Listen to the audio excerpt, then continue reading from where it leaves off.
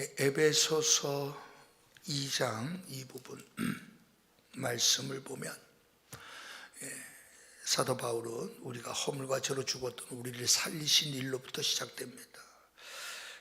그때 우리는 육체의 욕심을 따라 살 수밖에 없는 존재, 본질상 진노의 자녀였던 우리를 하나님께서 하신 일이 우리로 하여금 구원받게 하신 그 일을 예수 그리스도로 말미암아 그 일을 행하신 것에 대하여 주님께서는 말씀합니다. 사도 바울은 에베소 2장에서 자, 그러면서 이제 그 예수 그리스도, 바로 그 예수 그리스도께서 우리를 위해서 행하신 것이 무엇인가를 이제 8절과 9절에서 말한 겁니다. 그것은 결국 그 은혜에 의하여 믿음으로 말미암아 우리에게 구원이 임했다라는 사실입니다. 믿음은 구원을 가져다 주죠. 믿음이 없는 곳에는 구원이 있을 수가 없습니다. 근데 그 믿음에 대하여서 사도 바울은 정의를 내립니다. 이것은 우리의 믿음이 아니라 이것은 하나님의 선물이다라고 얘기합니다. 이게 굉장히 중요합니다. 우리는 정말 믿음 갖기 위해서 믿음 주옵소서 우리 기도 많이 했어요. 믿음 주라, 믿음 달라. 그래서 우리가 소나무 뿌리를 붙들고 믿음 달라고 우리 산기도에서 우리가 이전에 많이 기도했습니다. 믿음은 오늘 사도 바울은 에베소서에서 분명하게 믿음에 관하여 선언합니다. 이 믿음은 우리 것이 아니라 우리가 무엇을 했기 때문에 우리에게 믿음이 더해진 것은 아니다라고 말해요. 믿음은 하나님이 우리에게 주신 선물들을 기꺼이 순종함으로 받아들이는 것을 믿음이라고 바울은 말하고 싶어하는 겁니다. 우리 청년들이 많이 고민하죠. 어떻게 하면 믿음이 성장할까? 무엇을 해야 믿음? 금식해야 되나? 아니면 뭘 해야 되나? 고민 많이 할 때입니다. 어떻게 하면? 오늘 우리 찬양팀, 우리 지난번 제가 헌신 예배 갔던 교회도 4명이 찬양을 하더라고요. 근데 젊은 분이 이렇게 양복이 아닌데 이렇게 인도를 하더라고. 근데 잘하더라고. 그래서 내가 나중에 물어봤어. 저분은 어떻게 찬양 사역자냐고 그랬더니 교회 집사님이라는 거예요. 남자 집사님. 한 30대나 뭐 40대 초반 정도 된 분인데 남자 둘 여자 둘 이렇게 하더라고. 잘하더라고 아주. 그래서 내가 목사님이세요? 내가 물어봤더니 아니라 그러더라고. 막 웃더라고. 근데 나도 목사가 주일날 양복 안 입고 캐주얼 차림으로 이렇게 찬양 인도하는 걸 보니까 나는 야 교회가 신식교회라서 그런가 보다 하고 내가 그렇게 생각했다고 그런 얘기를 했거든. 근데 아주 잘하더라고. 잘한다라는 거는 전체 청중과 호흡이 맞는다는 거예요. 청중과. 우리 청년 팀들 어때요? 대원 형제가 볼 때 우리 청년 찬양 팀들 어때요? 잘하는 것 같아? 이거랍니다. 잘하죠? 잘하는 겁니다. 찬양팀 앞에 나와서 하는 사람 잘하는 게 문제가 아니라 청중과 함께 하나님을 진심으로 찬양하도록 만들어주는 것이 중요하죠. 그죠? 오늘 우리가 찬양을 이렇게 들으면서 우리가 지난 고난주간 때 거기 너 있었는가 그때라는 주제로 그 찬송가 5절에 나와 있는 부분에 대하여 매일같이 한 절 한 절씩 했었던 거 이제 작년 고난주간이었어요. 작년 기억하시는 분 한번. 작년 고난주간에 기억 안 나죠? 작년 고난주간에 뭘 했는지. 근데 거기 너 있었는가 그때에 라는 주제로 했었어요. 거기 너 있었는가 그때에. 제가 왜 이 말을 하는가 하면 거기에 이제 그게 원래 이제 흑인 영가거든요. 그냥 아프리카에서 노예로 잡혀온 자들이 그 노래를 가사를 붙여서 부른 거예요. 그게 이제 찬송가에 들어온 게 이제 대표적인 게 거기 너 있었는가 그때에 이제 그 얘기. 그러니까 얼마나 여러분 주인이 다 좋으면 좋겠지만 당시 아프리카 노예로 잡아온 노예를 얼마나 혹독하게 했겠어요. 피도 눈물도 없이 막 혹독하게 다뤘죠. 그때 그들이 슬픔에 겨워 울면서 불렀던 찬송이 그러한 찬송들이었어요. 거기 너 있었는가 그때 주 달려 죽으신, 예?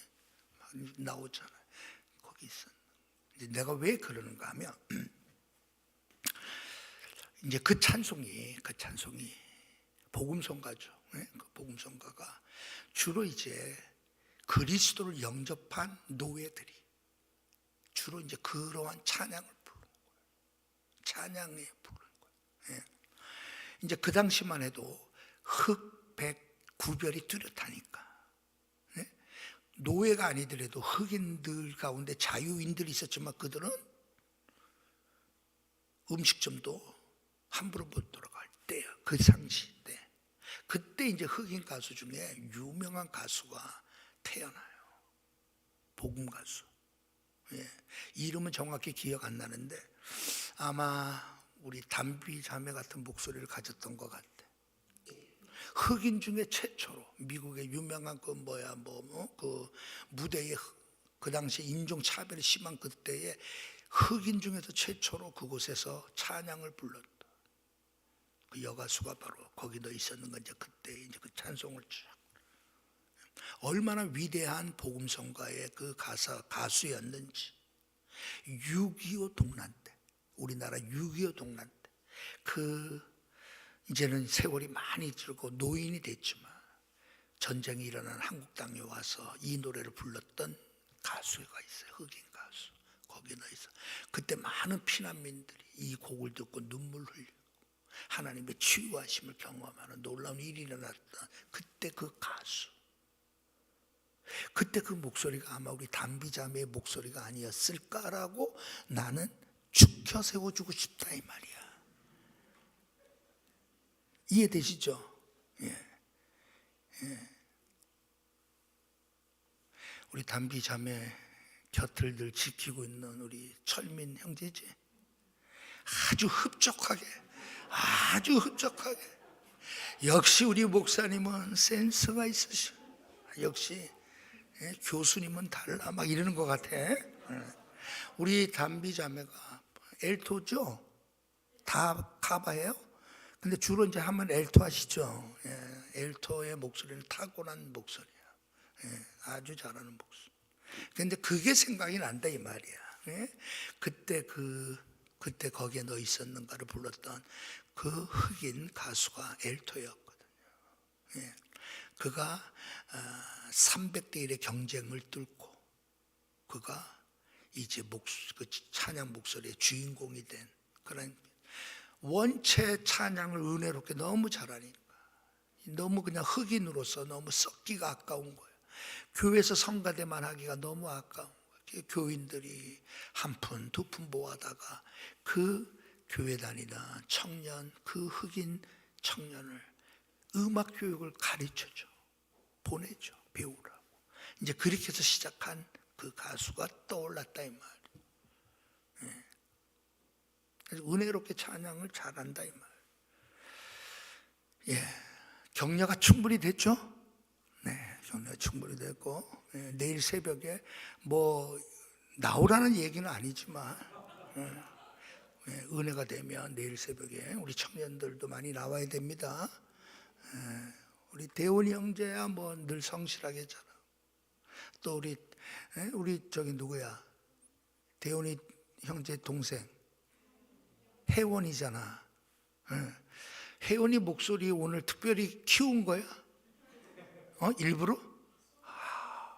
아니 그러니까 일부러. 근데 너무 청아한 음성이라 그럴까? 순수한 음성, 천상의 목소리와 같은 느낌이, 내가 받은 느낌이. 권인숙 집사님 그렇지 않아요? 그래. 역시 음악을 아는 사람들에게 통하는 거야.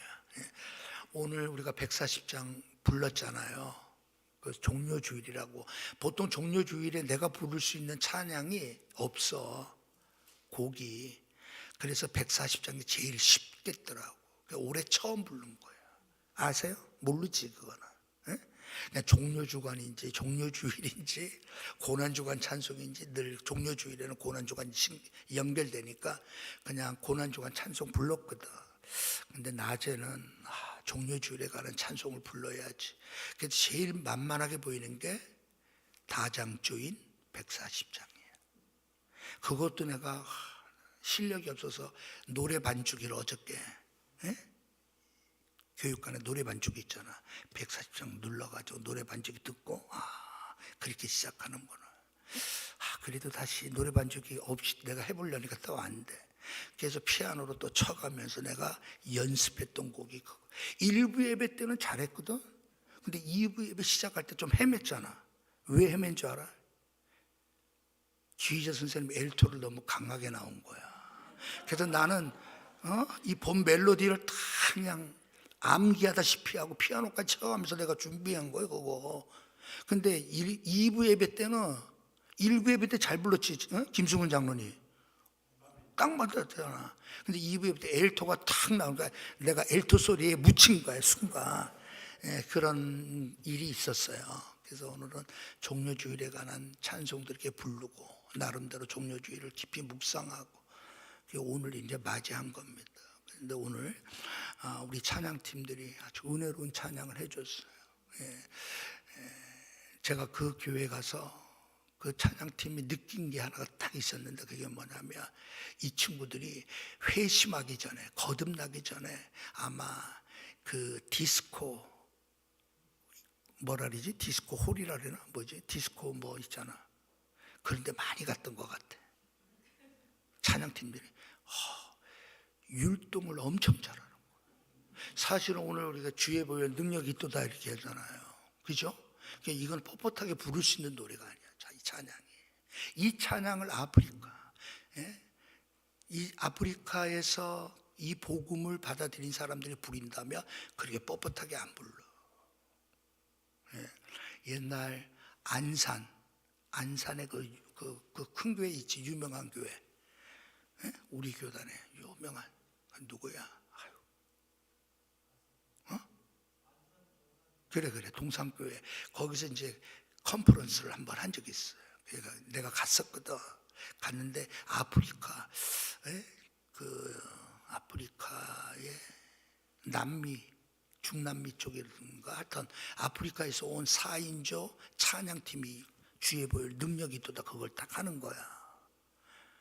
기가 막히게 하는. 얼마나. 그게 뭐냐, 그냥 노래만 부르는 게 아니라 율동에 맞춰서 그 음악을 쫙 부르는데 완전 빨려 들어가는 거야. 자, 이제 오늘 말씀 들어갑니다. 믿음이란 무엇인가 할 때 우리가 오해하기 쉬운 것을 지금 먼저 말하는 거예요. 여러분, 리듬을 타면 사람은 흥분합니다. 거기다가 율동이 포함되면 더 흥분합니다. 거기에다 더 큰 소리로 외쳐가며 더 흥분합니다. 거기에다가 여러분 무슨 신비한 것처럼 보여지는 것마저 보면 더 난리가 납니다. 그것이 믿음인 줄 착각하게 만드는 일들이 현대 교회에 잘못된 것이더라고. 이 시대의 선지자라고 불려졌던 A.W. 토조 목사님이 지금 이제 돌아가셨잖아요. A.W. 토조 목사님이 신랄하게 비판했던 내용입니다. 믿음은 그게 아니라고. 믿음은 여러분 열광주의가 아니라고. 그렇다고 해서 믿음은 맹목주의도 아니고, 그렇다고 해서 믿음은 뭐예요? 차디찬 교리만을 암송하는 것도 믿음은 아니에요. 그러면 믿음이란 뭐냐? 오늘 사도 바울은 에베소서 2장에서 분명히 말씀합니다. 믿음은 우리와 상관없는 겁니다. 믿음은 하나님이 하신 이 일에 대하여 우리가 받아들이는 것을 믿음이라고 얘기하는 겁니다. 내가 얼마나 깊은 믿음을 갖고 얼마나 믿음이 내가 얼마나 돌을 닦았느냐고 해서 우리의 믿음이 결정되는 거예요. 하나님이 나를 위하여서 하신 그 일을 내가 얼마나 받아들이느냐가 우리의 믿음과 연관이 있는 거예요. 이해되세요? 네. 우리는 많은 부분에서 오해를 합니다. 내가 잘 믿어야 믿음 좋은 텐데, 내가 정말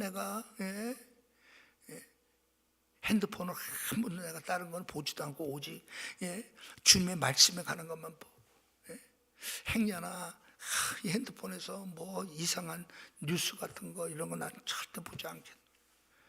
여러분, 그렇다고 해서 믿음 좋은 게, 믿음이라고 하는 거는 쉽게 얘기해서 하나님이 나를 위해서 행하신 그 일을 선물로 주고자 할 때 순종함으로, 감사함으로 하신 그 일이 믿어져서 손을 내미는 것이 믿음이라고 정의를 하고 있는 겁니다. 믿음이란 그것을 의미하는 겁니다. 자, 그러면 여러분, 기독교를 패러디하는 것 가운데 옛날 코미디 프로에서 주로 많이 하는 게 뭐예요? 믿습니까? 그거였어요. 믿습니까? 아멘. 그게 기독교를 표현하는, 풍자하는 내용들이죠. 믿습니까? 예, 믿습니다. 근데 여러분, 그건 맞아요. 우리는 믿어진다는 것이 은혜예요. 믿어지지 않는 것을 억지로 믿으려고 하니까 괴로운 거예요. 믿어지지 않는데 믿는 것처럼 보이려고 하니까 너무나 괴로운 거예요. 어떨 때 자기 자신을 볼 때 너무 속상한 거예요. 믿음이라고 하는 것은 여러분, 하나님께서 나를 위하여, 나를 주시기 위해서, 나에게 주시기 위하여 하나님이 행하셨던 그 모든 것들을 꺼내줄 때 황송하지 마, 받아들이는 것을 믿음이라 그래요. 예를 들어서 여러분, 내일 새벽에 우리가 보겠지만, 여러분, 그가 찔림은 우리의 허물 때문에 이미 믿어진다면, 여러분, 그 찔림은 나의 찔림이 되는 거예요. 거기 너 있었는가? 그때에 우리 작년에 말씀한 걸 복습한다면, 여러분, 우리는 2000년 전에 그때 거기 우리는 갈 수 없어요. 그러나 반드시 우리는 있어야 할 곳이 그것이에요. 주가 달리신, 주가 빌라도의 그 뜰 앞에서 그가 신문을 당하실 때, 그가 죽임을 당하심으로 말미암아 온 세상이 어둡게 되었던 그 순간 많았잖아요. 그때 너 거기 있었느냐라고 물어보잖아. 우리는 반드시 나 그때 그곳에 있었음이 스스로 고백되어진다면 어떻게 되는 거죠? 여러분, 그것이 내가 죄인됨을 고백하는 거라고 말씀드렸어요. 내가 그분 앞에, 그분이 나의 구주 되심이 진정으로 믿어진다라고 하는 그 사실이 내가 거기에 있었더라고. 주님을 십자가에 못 박으라고 소리 질렀던 자들이 바로 그들 중에 내가 있었다고. 2000년 전에 그 사건이 아니라 지금 그때 그 순간, 주님 십자가에 못 박혀 죽으실 그때 내가 거기에 있었다고. 그 흉악한 무리 가운데 내가 거기 있었다고. 이제 그 내용이 작년에 고난주간의 말씀이었어. 우리 청년들 중에 작년에 온 친구가 없었구나. 그렇지? 유경이도 안 왔나? 김유경, 유정이, 유경이 하면은 나를 부르는 거 하고 스스로 얘기할 생각을 지금 숨을 생각을 하니까, 나는 아니에요 목사님, 나는 유정인데요. 하루 정도 오지 않았나? 안 왔었나? 그때는 인천에 있었나? 여하튼 간에 내일 새벽에 보자. 자, 그런 거예요. 그래서 렘브란트, 위대한 화가 렘브란트가 그때의 십자가상에서 달리신 주님을 그리셨던 성화를 보세요. 렘브란트는 주님이 우리를 위하여 십자가 위에서 죽으실 그때, 십자가에 달리실 그때 수많은 군중 가운데 유독 유대인이 아닌 현대 사람이 들어가 있어요. 자신을 그린 거예요. 응? 나도 그 설명을 듣고서야 알았지. 렘브란트라고 하는 그 위대한 크리스찬 화가는 예수님이 십자가 위에 달리신 그때, 갈보리산 위에 달리신 그때, 그것에 수많은 사람들이 못 박으라고 외치는 그 외침, 그 중에 한 사람이 바로 나였다라고. 그게 구원입니다. 그 일이 내게 일어나지 않고서는 우리는 구원에 대해서 우리는 확신 있게 말하지 못하죠. 믿음이란 뭐죠? 바로 나를 위하여 십자가 위에 못 박혀 죽으시게 한 것이 하나님이에요. 그것은 우리를 위한 선물이었어요. 그 사실이 믿어져서 그때 내가 거기 있었습니다. 주님을 십자가 위에 못 박게 하셨던 그 장본인들이 바로 나였습니다라고 고백하는 순간, 그 사람의 그 고백은 믿음의 고백이 되는 거죠. 여러분, 그것이 구원입니다. 단순히 머리로 여러분 내가 조금 안다고 해서 구원받고 이런 차원이 아니에요. 내가 뭐 열광주의적으로 또 신비주의적으로 어떤 체험적으로 어떤 뭐 깨달음 때문에 다 이단들이 말하고, 그죠?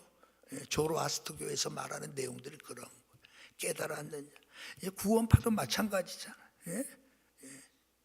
여러분, 그 모든 것들은 다 나에게서 나온 것들. 내가 깨달았느냐, 내게 내적 각성이 일어났느냐, 내게 어떠한 신비한 외적인 어떤 힘에 의해서 내 존재가 어떤 우주적인 존재로 내가 체험된 적이 있느냐. 여러분, 그런 모든 것들이 말하는 구원은 여러분 기독교와는 전혀 상관이 없습니다. 방언을 했느냐, 은사를 받았느냐, 뭐 투시를 해본 적이 있느냐, 아무 상관없어요. 오직 나를 위하여 주님께서 행하신 그 모든 일들이 내가 할 수 없는 일이었기에 그분이 대신 대속하신 일임을 나는 믿습니다라고 받아들이는 것을 기독교에서는 믿음이라 그런단 말이에요. 모든 것들이 나는 믿습니다. 그렇게 고백할 수 있다면 얼마나 좋을까요? 그렇기 때문에 여러분, 죽음 앞에서 겁을 안 낸다니까. 왜? 믿어지니까. 부활이 믿어지는 사람에게 죽음이 두렵겠어요? 아니, 부활이 정말 다음 주일이 부활주일이에요. 아니, 부활이 믿어지는데 죽음이 두렵겠냐? 부활이 믿어지면 뭐가 있어요? 죽음이 기다려져야죠. 자, 우리 청년들, 죽음이 기다려지세요라고 한번 물어봐봐. 죽음이 기다려지냐고. 어때요? 기다려진대? 조금 더 있다가? 그래도 시집 장가는 가야지? 여러분, 믿음은 내가 하나님이 나를 위하여 행하시고 나를 위해서 할 수 있는 받아들이는 게 믿음. 왜 하나님은 행하셔요? 우리가 할 수 없으니까 하나님이 행하셔요. 쉽게 얘기해서 여러분, 우리는 은혜라는 말을 써요. 은혜. 왜? 은혜라고 하는 이 말은 나 대신이라는 뜻을 갖고 있잖아요. 예를 들어서 여러분, 갈라디아에서 사도 바울이 이렇게 말합니다. 누구든지 율법책에 기록된 대로 모든 일을 항상 행하지 아니하는 자는 저주 아래 있는 자니라. 그러니까 누구든지 율법책에 기록된 대로 항상 모든 일을 행하지 아니하는 자는 저주 아래 있다. 항상 모든 일 할 수 있어요, 없어요? 못합니다. 못해요. 그러니까 여러분, 모든 사람이 죄를 범했음에 하나님의 영광에 이르지 못하더니 로마서 3장 23절에 있는 말씀처럼, 그렇죠? 그게 인간이에요. 우리는 못한다니까. 율법책에 기록한 모든 것들을 항상 하나라도 행하지 아니하면 저주 아래 있다는 것은 결국 불가능하다는 거예요. 불가능하다는. 조금 봐줘가지고 어떻게 할 수 있는 일이 아니에요. 일부 예배 때 내가 얘기했죠. 일부 예배 때는. 예? 제가 이렇게 늘 이제 학생들이 요즘에는 이제 매주마다 이렇게 이제 체크를 해서 이제 배운 글자를 학교에서도 여러분 학생들 비율을 얼마나 맞추는지 몰라. 40글자 이상을 써내는 거야. 소감문을 40글자 띄어쓰기를 빼고 40글자 40글자면 얼마 안 됩니다. 근데 요것도 못 맞춰. 그러니까 처음에는 최소한 60글자 해다가 아이고 50글자만 합시다. 우리는 60글자 그래도 A4 용지 반 페이지는 써게 해야 됩니다. 교수들이 주장하지만 학교에서는 아유 애들이 너무 부담스럽게 생각합니다. 이렇게 줄여서 40글자야. 40글자는 여러분 정말 쥐꼬리만한 거거든. 그런데도 안 하는 친구들이 많아. 뭐라고 답을 쓰는 줄 알아요? 소감문 쓰라고 하면 잘 배웠습니다. 땡. 잘 띄어쓰고 배웠습니다. 6글자. 난 다 빵점 줘. 작년까지만 해도 그래도 60점. 60점 할래. 화가 나서 올해부터 무슨 빵점.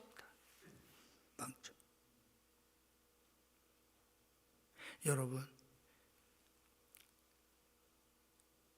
60점을 딱 맞춰놨더니 59점이 자꾸만 눈에 어려. 그래서 학교는 59점까지 봐주세요 그래. 그래서 59점까지 딱 하다 보니까 58점이 또 문제네.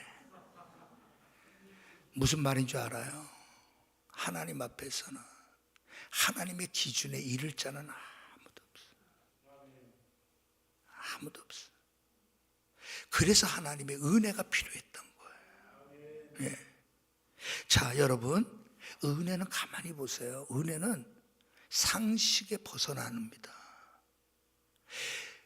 은혜가 아닌 것은 반드시 여러분 행한 만큼, 땀 흘린 만큼, 심은 만큼, 이게 여러분 세상의 상식입니다. 근데 탕자의 비유처럼 탕자가 다 까먹고 돌아왔어. 형 입장에서 아버지가 용서해주고 오히려 가락지를 끼워주고 큰 잔치를 베푸는 아버지의 행동이 이해돼요? 안 돼요? 이해가 안 되지. 상식이 아니지 그거는. 근데 아버지는 왜 그렇게 해줘? 여러분 그게 은혜이기 때문에 그런 거예요. 우리가 은혜라고 말할 때는 여러분 다른 사람들의 입장에서 볼 때는 상식에 벗어. 나를 구원해 주신 것을 생각해 보면 다른 사람 나보다 더 성실하게 진실하게 거짓 없이 살았어. 다른 사람에 비해서 나는 정말 탕자와 같은 존재야. 그럼에도 불구하고 나에게 은혜를 베풀어 주신 것은 상식을 떠난 거죠. 우리는 그 사실 믿음으로 뭐 하기만 하면 돼요? 순종함으로 받아들이는 거예요. 그게 바로 뭐예요? 기독교에서 말하는 믿음입니다. 내가 무슨 체험했기 때문에 믿음 이런 생각을 수채 없애버리란 말이에요. 무슨 체험, 무슨 경험, 내가 얼마만큼 헌신, 내가 땀 흘려 충성. 여러분 이거는 두 번째, 아무것도 아니에요. 중요한 거는 하나님이 나를 위하여 행하신 그 사실들이 정말 내가 믿어지느냐에 달려있는 거예요. 내가 정말 그것이 믿어진다면 어떻게 되겠어요, 여러분? 그분을 위해서 살고 싶은 마음이 자연히 나오는 거예요. 자연히. 그래서 여러분 뭐가 될까요? 죽도록 충성하게 되는 거예요. 이게 없이 죽도록 충성하라 하니까 충성하는 것이 이게 기독교의 삶인 줄 알고 생각은 딴 곳에 있지만 충성하라니까 충성. 이게 기독교가 말하는 게 아닙니다. 이제 우리 고난주간 주달려 죽은 십자가를 생각하며 그가 찔림은 우리의 허물을 위함이며 그가 상함은 우리의 죄악을 위함이라. 그렇게 해서 한 주간 하루하루 나갈 거예요. 그 사실이 주님 믿음으로 받아들여지기만 하며 우리 안에 얼마나 믿음의 놀라운 역사들이 일어날까.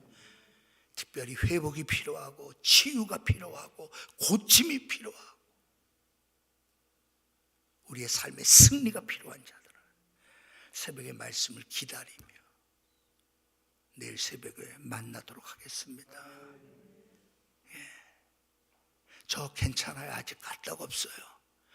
저 안 고쳐도 됩니다. 저 아주 건강해요. 이런 사람 우리 가운데 아무도 없어요. 그렇지? 자, 이사야서 53장 4절에서 6절의 말씀을 충분히 읽어보시고 묵상해 보시고, 그리고 그 중에 정말 내게 어떠한 말씀이 적용되어야 될 것인가를 여러분들이 사모하며 기다리시고 내일 새벽에 만나도록 하겠습니다. 우리 기도